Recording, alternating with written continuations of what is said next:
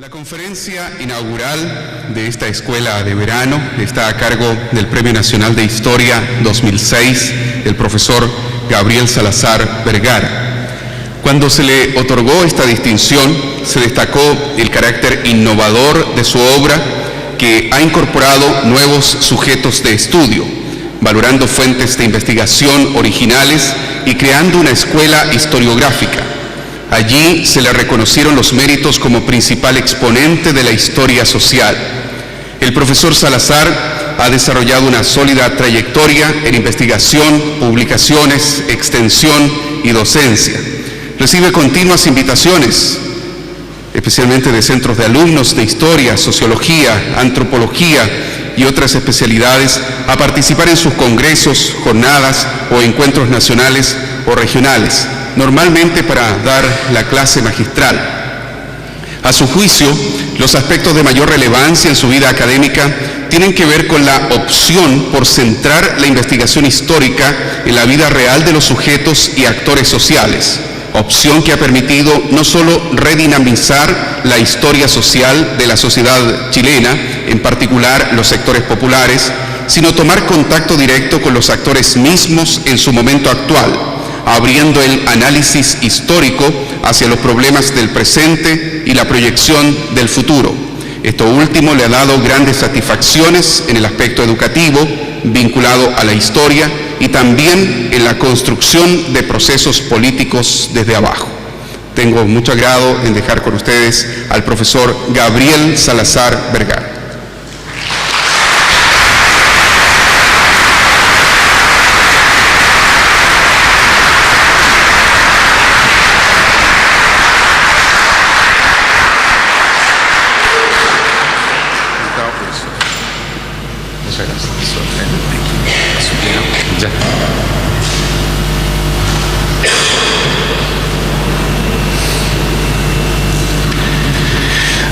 Hola, buenas tardes a todos. Para el primer centenario, 1910, el gobierno chileno organizó grandes fiestas, celebraciones, invitó a personajes importantes del escenario mundial, mandó imprimir voluminosos libros a editoriales francesas, inglesas, voluminosos con mucha fotografía del Chile ilustrado, fotos de los palacios de ese tiempo, de los ferrocarriles, de las estaciones de ferrocarril, de las fábricas que existían, de las ciudades, del Congreso Nacional, del Palacio de la Moneda. Chile moderno, Chile desarrollado. Mucha fotografía, Club de la Unión por dentro, Club Hípico por dentro, Club de los Leones por dentro, Club de Septiembre por dentro, mucho lujo. Chile como una copia feliz de París. Una que otra fotografía en estos libros, que ustedes lo ven, son muy gruesos, con tapas duras, letras impresas en oro, papel muy caro, ¿no? Estos libros se difundieron por el mundo a través de la embajada chilena para mostrar Chile al mundo, ¿no? Chile moderno, ¿no? Y dentro de estos libros solo una que otra fotografía muy pequeña, una fotografía de un conventillo. Otra fotografía publicó en Inglaterra la foto de dos niñitos, peones, guachos, ¿no? Y nada más. El Chile que celebraba en 1910 una vez más la independencia de España, o sea, la ruptura del lazo colonial, el Chile que celebraba y que se llenó de festividad y que la difundió por el mundo, era un Chile que tenía otra cara por debajo, que no apareció en los libros, En ese periodo, 1910, el 70% de los rubros económicos más importantes del país estaba en manos de compañías comerciales extranjeras. A tal punto que el mismo Tancredo Pinochet Lebrun, este era un Pinochet inteligente, ¿no? Era ingeniero, era ingeniero, ¿no? Fue director de la Escuela de Artes y Oficios y escribió un libro por esa época que se llamaba Chile invadido. Chile invadido por los extranjeros, por compañías comerciales extranjeros, empresarios extranjeros. Chile inundado por Inglaterra, Estados Unidos, Alemania. Era una época en que el 40% de los niños que nacían eran niños guachos, casi la mitad. Pero cifra nacional, porque si hubiéramos decantado eso por sector social, más o menos el 80% de los niños en los sectores populares era guacho. Por esa misma época, el 25% de las mujeres adultas que vivían en Santiago estaban vinculadas de una u otra manera a la prostitución. Por esa misma época, ¿no?, Chile tuvo la tasa de alcoholismo más alta del mundo y creo yo también de la historia de Chile. Es una época en que la oligarquía, por no tener control de los rubros fundamentales de la economía capitalista chilena, tuvo que dedicarse a los negocios sucios. Y dentro de los negocios sucios, la segunda categoría, estuvo el llenar el país, saturar el país de depósitos de venta de alcohol. Fue gran negocio para los viñateros comenzar a venderles licor, alcohol de todas las variedades a los rotos empobrecidos, ¿no? De ahí la tasa enorme de alcoholismo. Es una tasa de enfermedades de todo tipo. Es la única fase en la historia de Chile en que la población decreció en lugar de crecer. En que la tasa de mortalidad infantil era la más alta del mundo. La más alta del mundo. La época en que el Estado, ¿verdad?, que cobraba un impuesto en oro a las exportaciones de salitre a las compañías extranjeras, tenía oro, pero la oligarquía chilena, que había perdido el control de las exportaciones de cobre, que no controlaba el salitre, que vio que el peso chileno de plata se desvalorizó un 80% en 10 años, que el precio del chico comenzó a decaer, por tanto los hacendados no recibían ingresos, ¿no? Se dio el caso curioso que el Estado oligárquico se enriquecía con el oro del salitre y la oligarquía misma se empobrecía. En consecuencia, la oligarquía comenzó a trasvasijar el oro estatal hacia la banca privada que ella controlaba. Uno fue el Chile de la celebración de 1910, que quedó estampado en esos enormes libros que se publicaron en París y Londres. Otro fue el Chile que se ocultó. Eso fue en 1910. Precisamente por eso es que los actores sociales de ese tiempo, los estudiantes de la FECH, que de la noche a la mañana se rebelaron contra la misma oligarquía, o sea, sus padres, los obreros de la FOCH, los profesores de la Asociación General de Profesores de Chile, que en un 80% eran mujeres jóvenes. En rigor, el movimiento docente del magisterio en esos años era estrictamente femenino. Y ellas se sumaron, junto con la FOCH, junto con la FECH, a promover, ¿no es cierto?, un movimiento para darle a Chile otro Estado, porque el Estado portaliano, que está lleno de estatuas, que ha llenado el país, ¿no es cierto?, y la señalética de las calles con los nombres de los héroes portalianos, los presidentes portalianos, los militares portalianos, colapsó en todos los planos en 1910. Siempre se nos habla, ¿no es cierto?, del modelo portaliano como un ejemplo único en América Latina, y nos hablan de el gobierno de Joaquín Prieto, de Manuel Montt, o sea, la parte de construcción del Estado portaleano, pero no nos hablan del colapso de ese Estado, que cayó precisamente por su propia estructura interna, no fue destruido desde fuera, ni por la clase popular, ¿no es cierto?, ni por alguna potencia extranjera, cayó por su propio cáncer interno. Y por eso desde 1910 esos actores sociales, más los ingenieros, más los industriales de la Sofofa, más los conventilleros, que eran miles y miles en esa época, más la Federación de Clases Medias, incluso los oficiales jóvenes del ejército, decidieron construir otro Estado, pero desde la misma base social,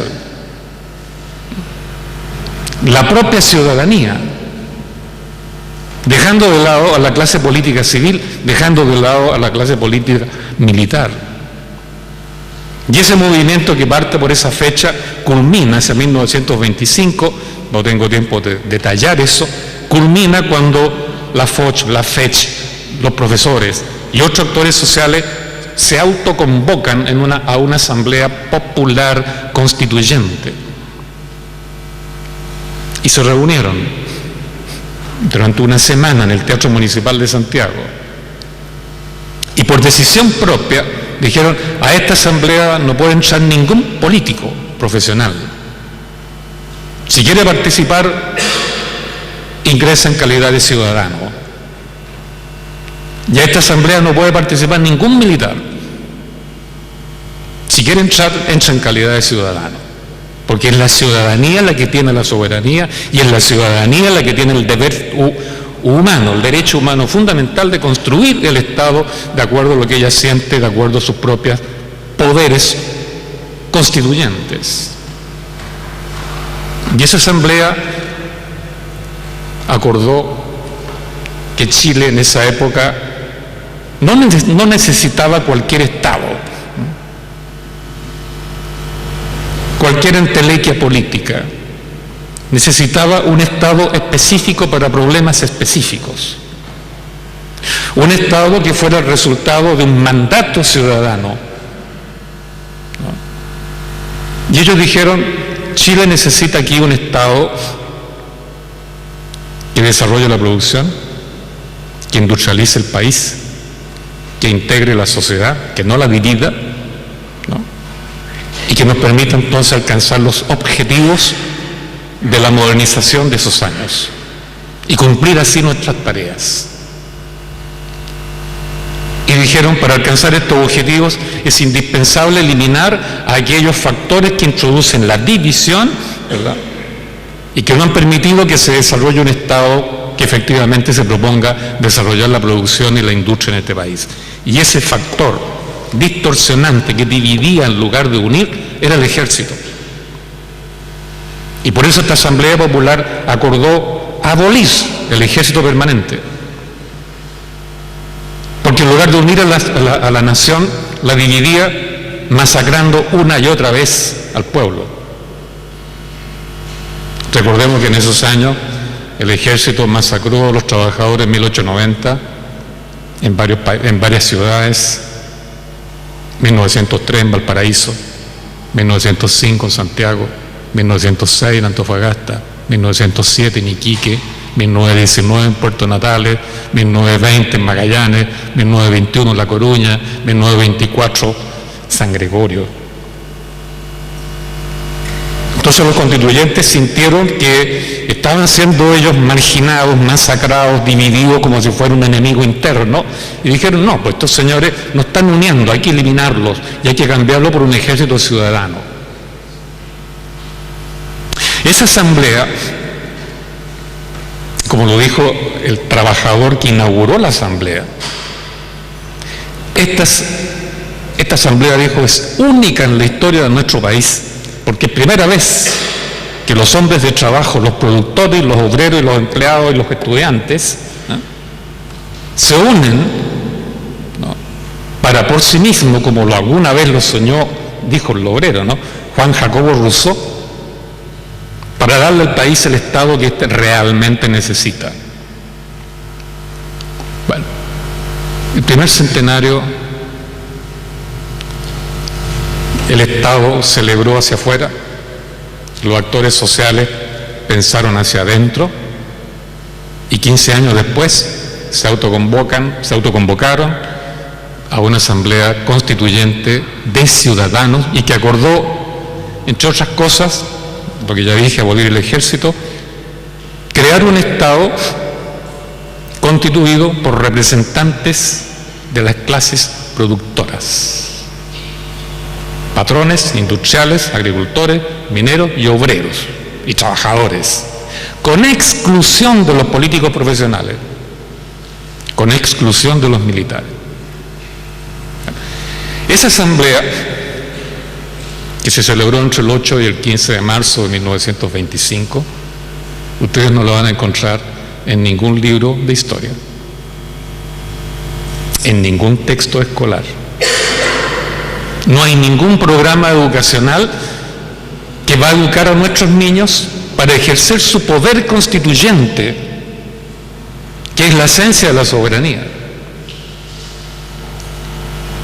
No hay programa escolar que, usando como ejemplo esa asamblea, le enseñe a los niños: mira, el Estado es tarea tuya. Construir el Estado es tu derecho, es tu poder, es tu soberanía, es tu responsabilidad. No está en ningún libro de historia, ni texto escolar, ni obras historiográficas de mayor peso. Nosotros lo estamos difundiendo así en la medida que podemos por todas partes, porque es un hecho olvidado, dentro de los tantos hechos olvidados por la memoria oficial. Este es uno, sumamente significativo. Bueno, cuento esto un poco porque el primer centenario presentó ese panorama: un Estado jubiloso celebrando la ruptura de cadenas con España por 100ª vez. Una sociedad civil popular hundida en la miseria de los conventillos, con los indicadores que señalamos. Actores sociales que comenzaron a reflexionar para construir un nuevo Estado a la pinta del ciudadano. Eso pasó en el primer centenario. La cuestión es: ¿qué hacemos, qué pensamos para el segundo centenario?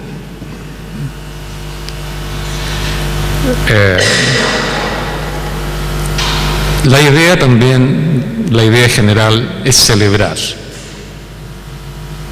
pero gran parte de la población, uno se da cuenta, no está en ese ánimo. Y si no celebramos los 100 años de la ruptura de cadenas colonial, ¿qué hacer entonces? Bueno, si no hay celebración, lo que parece más obvio es entonces reflexionar. ¿Qué hemos hecho en estos 200 años? Ya, dejemos la independencia, ok, celebramos, aplaudámosla. Chapeau, como dicen los franceses. Pero ¿qué hemos hecho en estos 200 años? Hemos cumplido en estos 200 años las tareas históricas que la mayor parte de las naciones del mundo se propusieron hacer en los siglos XIX y XX. ¿Hemos tenido éxito en realizar esas tareas? ¿O están hechas a medias? ¿O no están hechas? Claro, entonces uno puede preguntarse: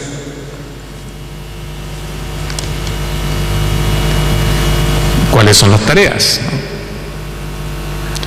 Bueno, los historiadores solemos discutir estas cosas, ¿no?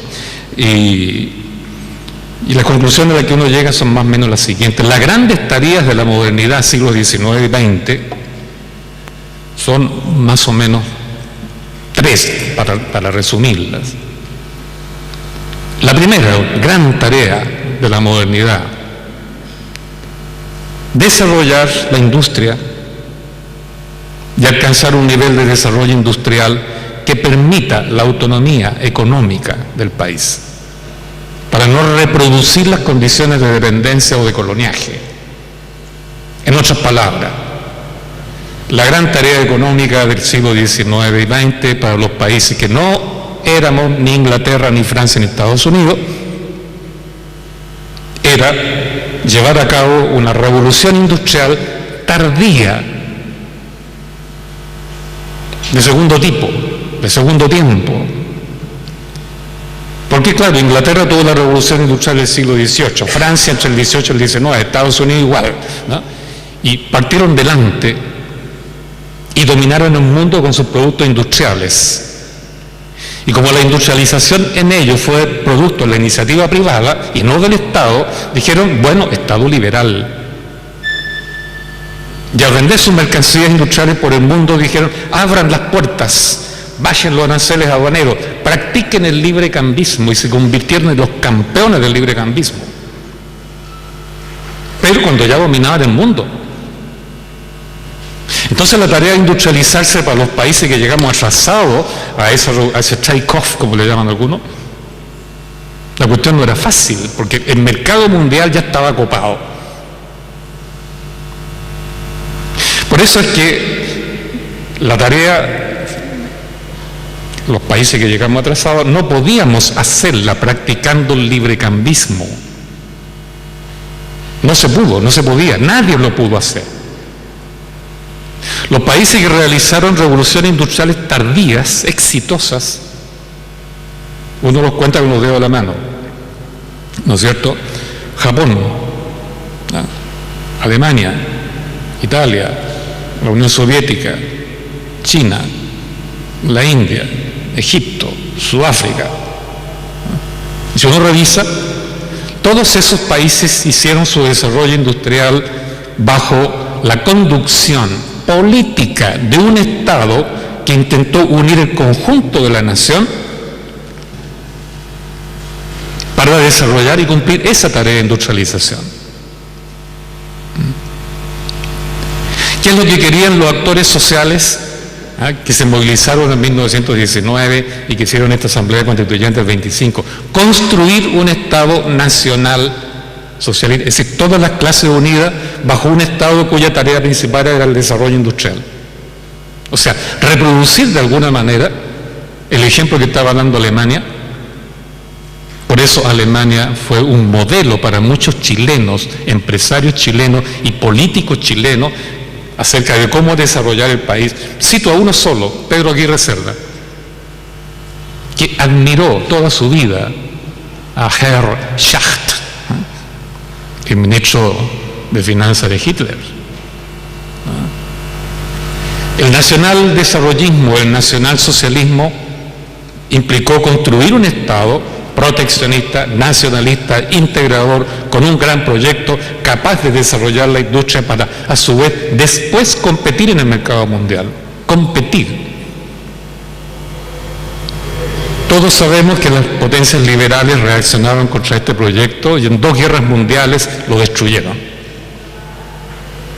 Y al destruir esa posibilidad, los países atrasados como el nuestro nos quedamos sin los modelos, sin el apoyo para intentar la industrialización por ese camino. Más encima Chile quedó bajo la influencia norteamericana, lo que le molestó muchísimo a Gabriel González Videla, razón por la cual tuvo que traicionar a los comunistas. Entonces Chile se vio obligado a sumarse, ¿no?, a la comparsa de los países que seguían a las potencias liberales, y Chile no se desarrolló. El take-off industrial no lo hemos logrado. No somos un país industrial. Incluso en 1909, o sea, o 1910, o sea, para el otro centenario, Chile tenía un sector industrial 3 veces más desarrollado que lo que hoy día tiene. Yo estaba estudiando estas cosas y se lo podría afirmar con cifras. Y le pongo un puro ejemplo. En 1909 existían en Chile aproximadamente 6 o 7 fábricas, fundiciones se llamaban, con capacidad para producir todo tipo de locomotoras y vagones de ferrocarril y tender líneas ferroviarias. Los ferrocarriles del Estado en la época estaban muy bien nutridos, ¿no?, por estas 6 o 7 fundiciones. Hoy día no existe ni una, nada, cero. Hemos visto cómo miserablemente se compraron, ¿verdad?, materiales ferroviarios usados en España, ¿no?, para atender un supuesto ferrocarril hasta Puerto Montt, que a duras penas según entiendo, llega hasta Chillán, ¿no?, y con pérdidas horrorosas. No existe en Chile hoy un ferrocarril, ni uno, entre sus dos ciudades más grandes, Santiago y Valparaíso. Mientras el resto del mundo está ya levantando sus ferrocarriles bala, ¿no? Aquí no. Bueno, quiero decir, esta gran tarea, incluso industria que teníamos en la época de Eduardo Frei Montalva y Allende, ya no existen, ¿no? Cito la industria textil en Santiago, Yarur no existe, o Machaza, como se llamó después, Irma no existe, Textil Puente Alto no existe, Textil El Salto tampoco. ¿Dónde está Bellavista Tomé? Chihuayante, cero. Esta gran tarea que fue típica y sigue siendo más o menos típica de la cultura moderna, no la realizamos. Las consecuencias de eso sería larga aquí intentar esbozarlas, porque esos van desde no tener una clase obrera propiamente constituida, no tener una burguesía industrial constituida, no tener por tanto capacidad para producir, qué sé yo, las cosas que usamos, ¿no?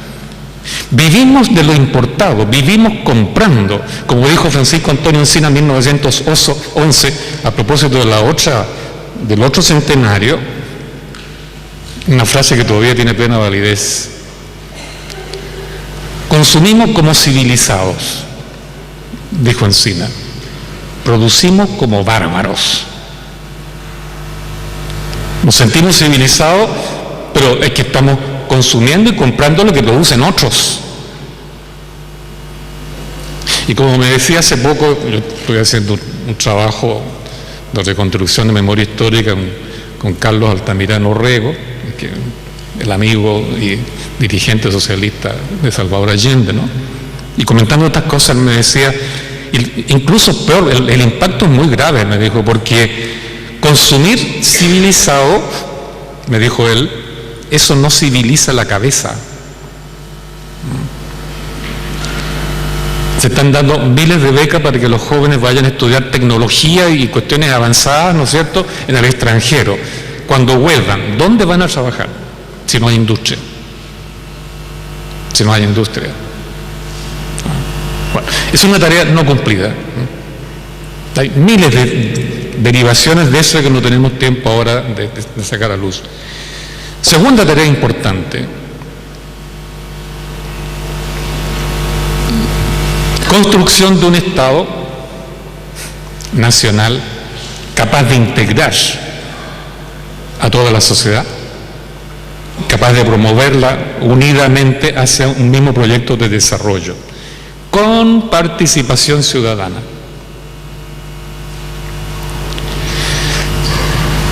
Como todos sabemos, el Estado de 1833, la Constitución de 1833, fue el producto de un golpe de Estado mediante la iniciativa del mercader fracasado Diego Portales,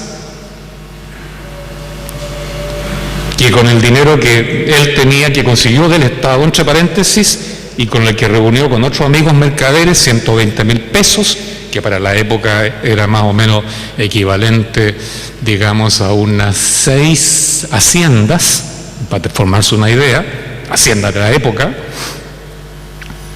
Con esos 120.000 pesos, el señor Portales compró la conciencia política del general Joaquín Prieto Vial y compró la conciencia política del coronel Manuel Bulnes Vial, primo hermano del otro. Prieto, un general oscuro, no voy a detallar las felonías que hizo este señor, porque es increíble, ¿no? Y fue un ejército mercenario.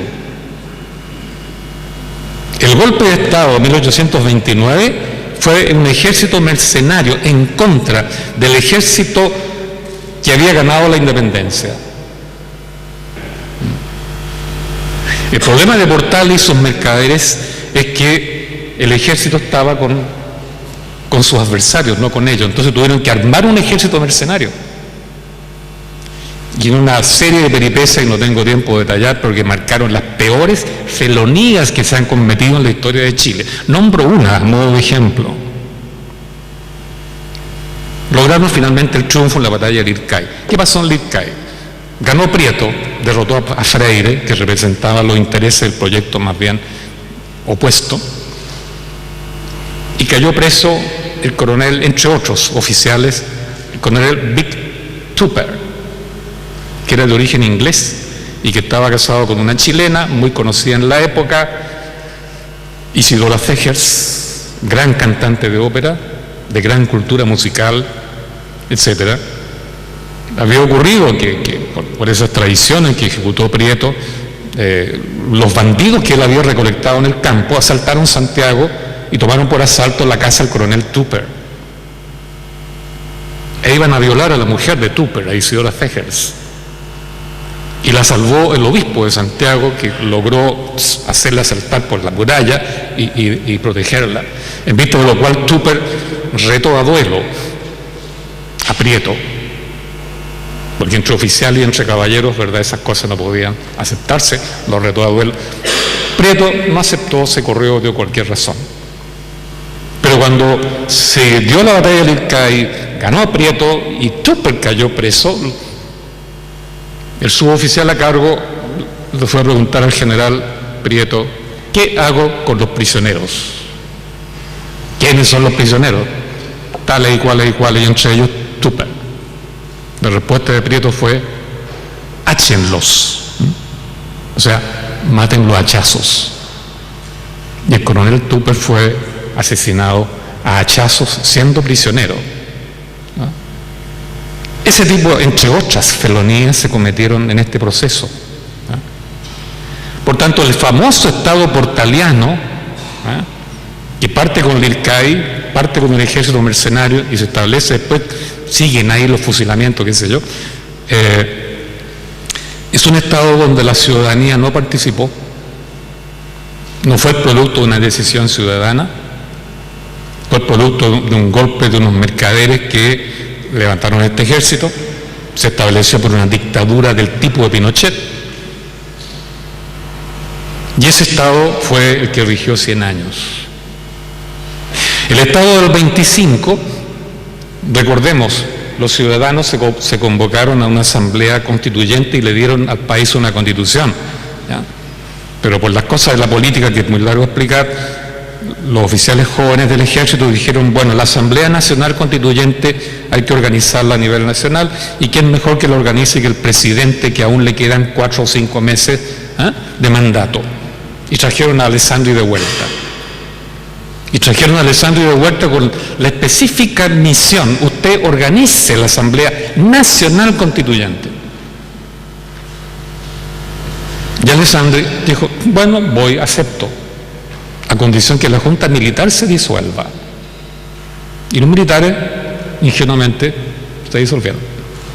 ¿Qué hizo Alessandri? Convocó un comité dos comités. Uno, para organizar la Asamblea Constituyente. 2, para definir qué temas debía discutir. El primer comité no funcionó nunca.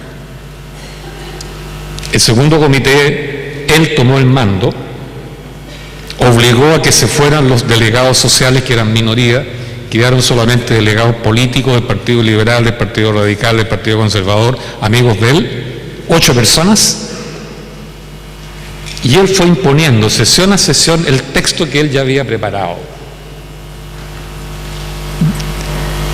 Y cuando ya el texto estuvo listo, convocó una asamblea de notables, fíjese el nombre, cerca de 300 notabilidades llegaron, leyó el texto constitucional, esperando la aprobación, y un general levantó la mano y dijo: bueno, ¿y la Asamblea Nacional Constituyente por qué no se convocó?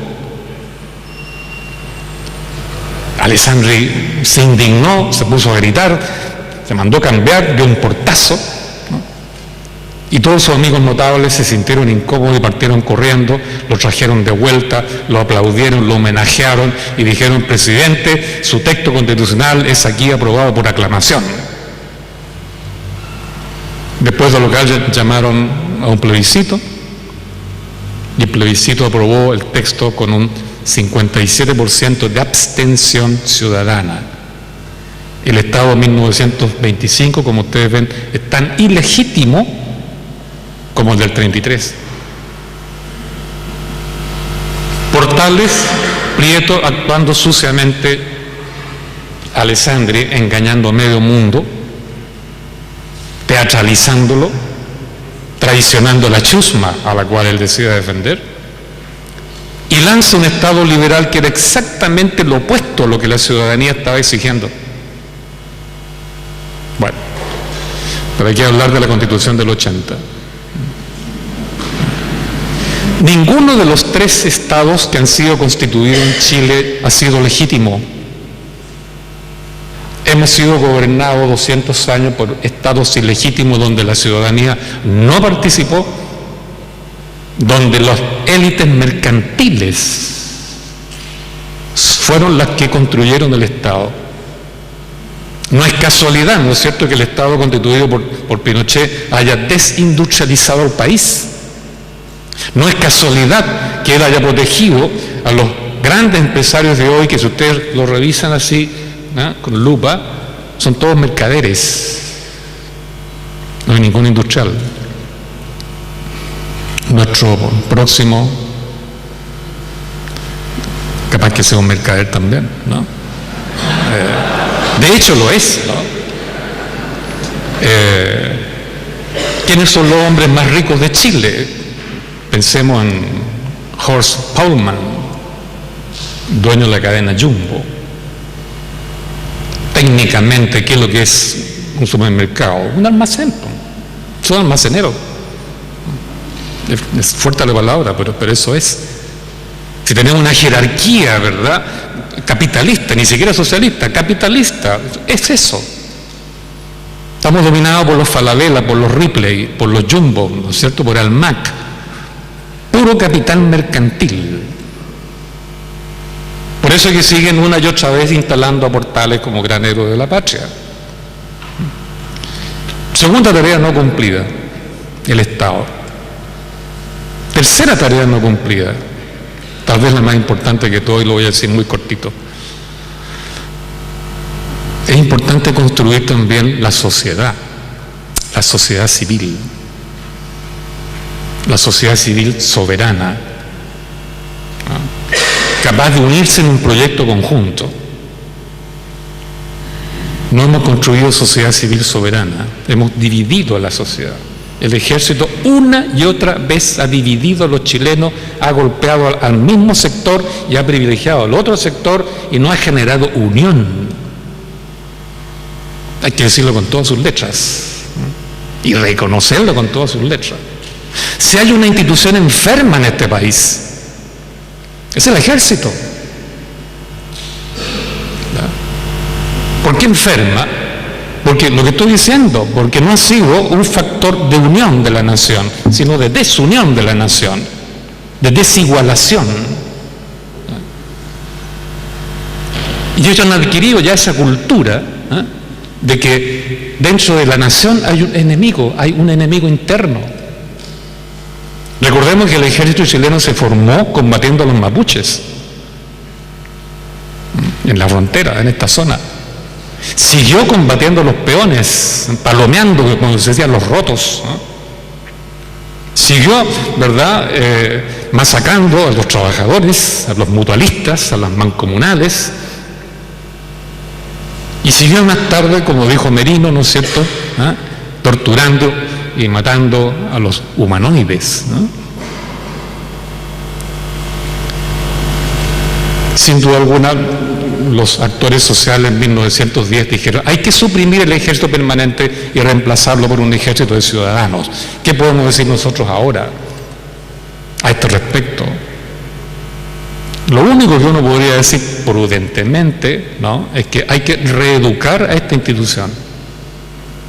Ellos dicen que la institución no está enferma, que los crímenes cometidos es cuestión de una persona o de grupos aislados. Pero cuando tenemos 300 altos oficiales involucrados en crímenes de derechos humanos, ¿no?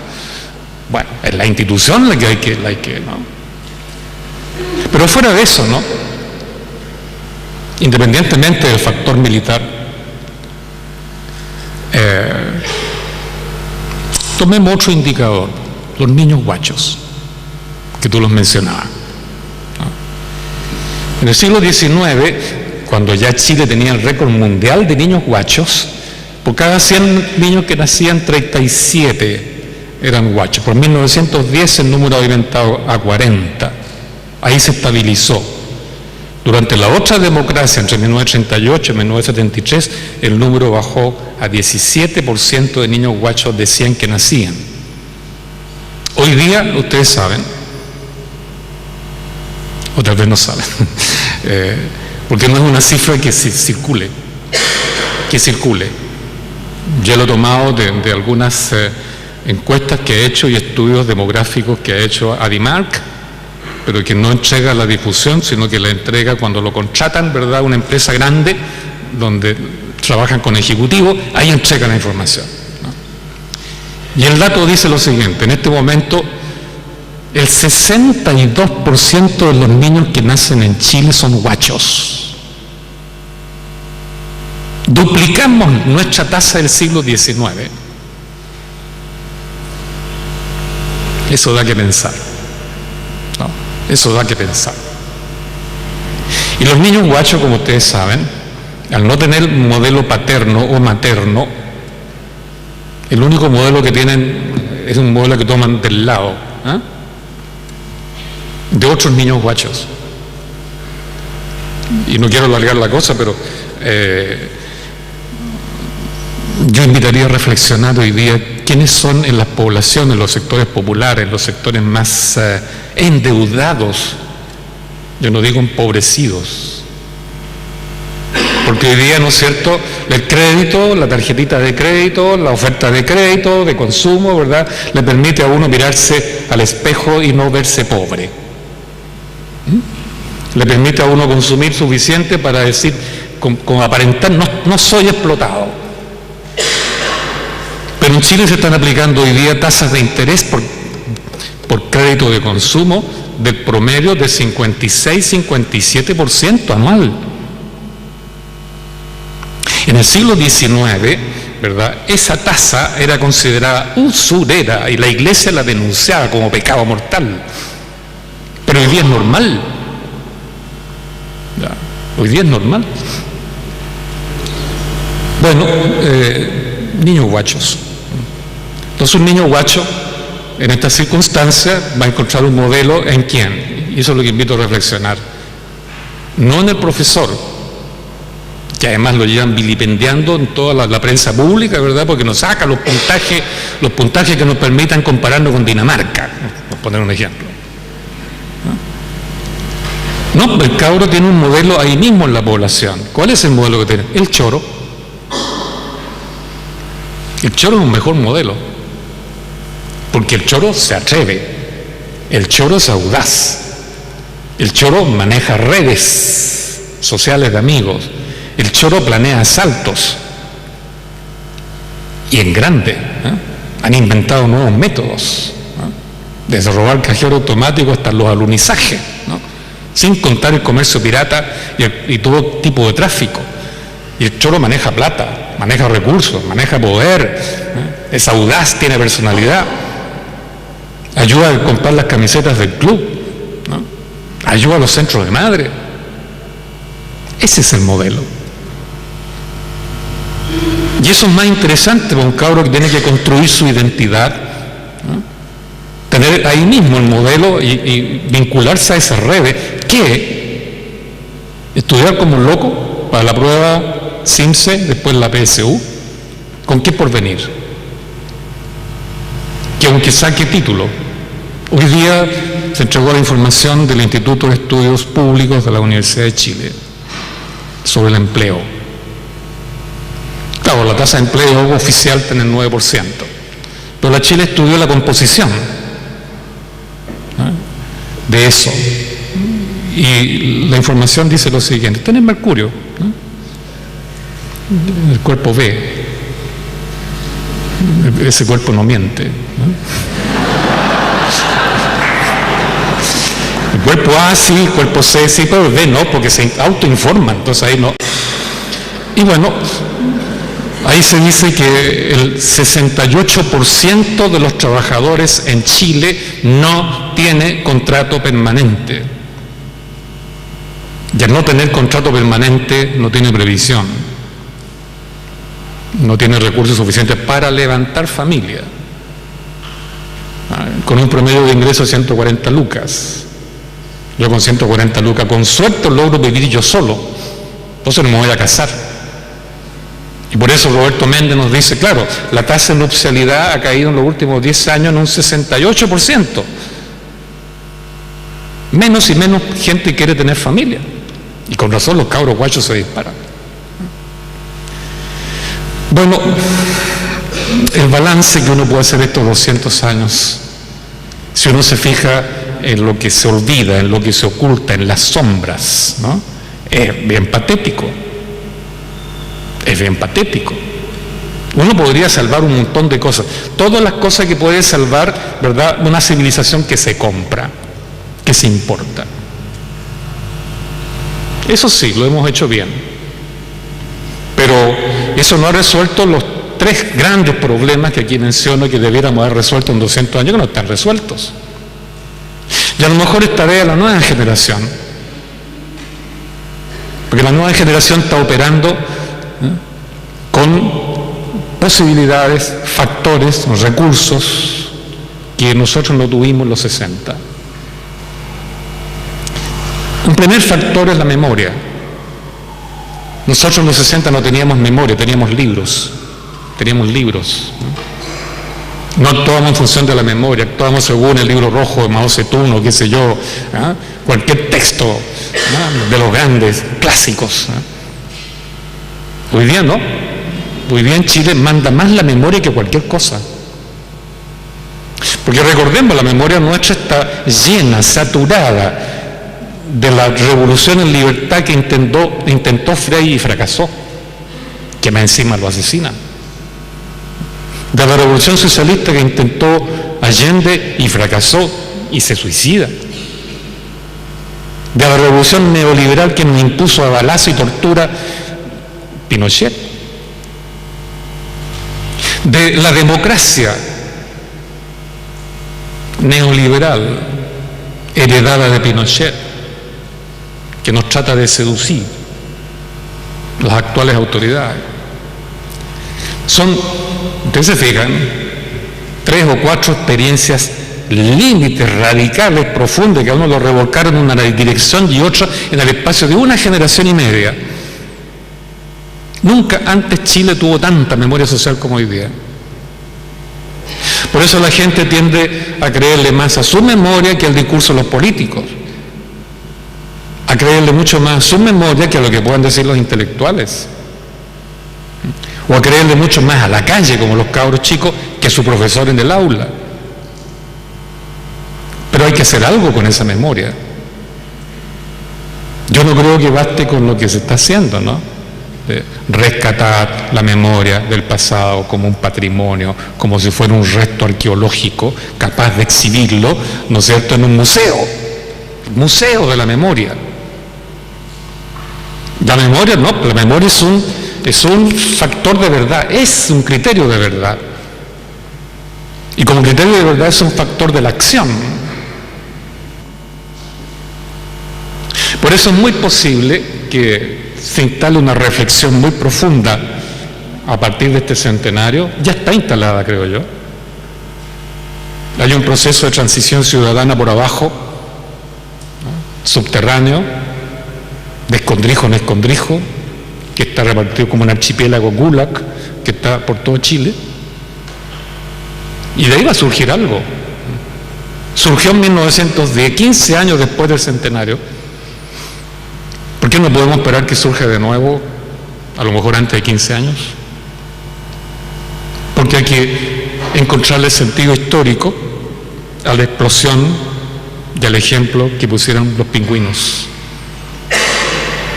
Los pingüinos, la puntita de un iceberg. Son cabros que aparecen, ¿no es cierto?, sabiendo de lo que es hacer asamblea, sabiendo de lo que es revocar los cargos, sabiendo lo que es discutir problemas nacionales, sabiendo, ¿no es cierto?, comunicarse a través de celulares y todos los medios nuevos de comunicación para establecer acuerdos. Ojo con ellos. Si no están en la calle ahora, porque en cada colegio se instaló un sistema disciplinario para que no tengan asamblea, pero los cabros se comunican de otra manera. Bueno, son 200 años que las grandes tareas históricas no se han cumplido. Durante esos 200 años la ciudadanía intentó 1, 2, 3, al menos 4 veces romper este chato, este mármol, esta lápida que el Estado chileno le ha puesto encima. Carlos Marx hablaba del topo de la historia. Este topo que va por debajo, subterráneamente invisible, avanzando, haciendo su propio camino, aunque esté ciego, y avanza y avanza. La ciudadanía, la soberanía popular, la conciencia histórica, la memoria, constituyen un topo. Yo creo que ese topo está más vivo que nunca, solo que está avanzando subterráneamente, y si no está haciendo política en el espacio político convencional, es porque está haciendo bajo tierra, no política convencional, sino historia. Muchas gracias.